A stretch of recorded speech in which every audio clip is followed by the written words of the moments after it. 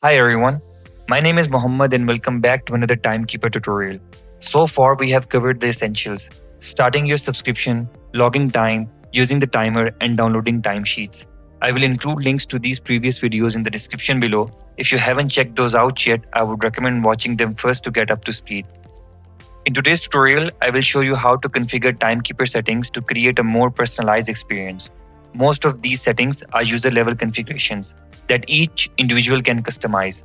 However, there are two admin-level features that I will highlight when we get to them.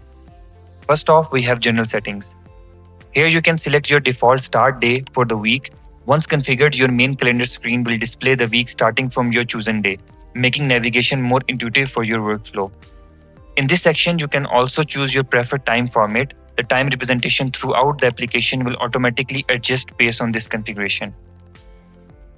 As you can see, the time format is changed and starting day of the week is also updated.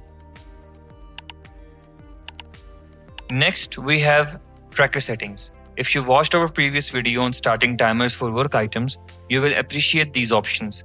Here you can set a maximum time limit for your timer. When the time reaches this configured duration, the stopwatch automatically stops and displays a notification asking if you want to resume or log the entry. This notification also includes its own timer.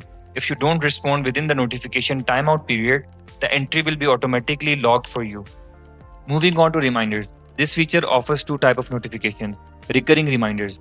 These notify you to log time at regular intervals. You can also include weekends in it. Smart reminders. These only reminds you if you haven't logged any time on a particular day. You can configure both the notification time and the maximum number of hours you want to track. If your logged entries for that day fall below this threshold, you will receive a reminder. The activity type section says different user roles.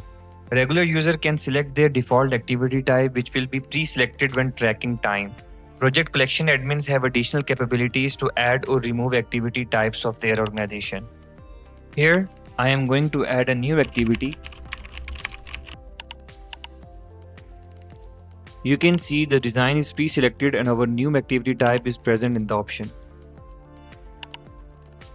Finally, we have Project Info tab, which is only visible to project collection admins.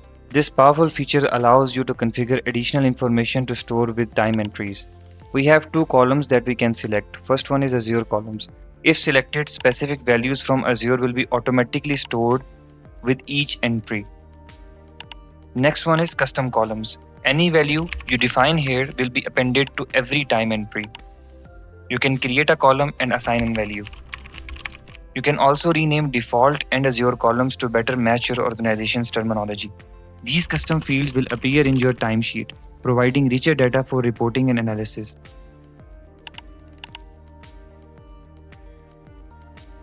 As you can see here, the custom column shows the value we configured, while the Azure column we renamed as My Testing has no value because this column wasn't selected when this entry was originally created.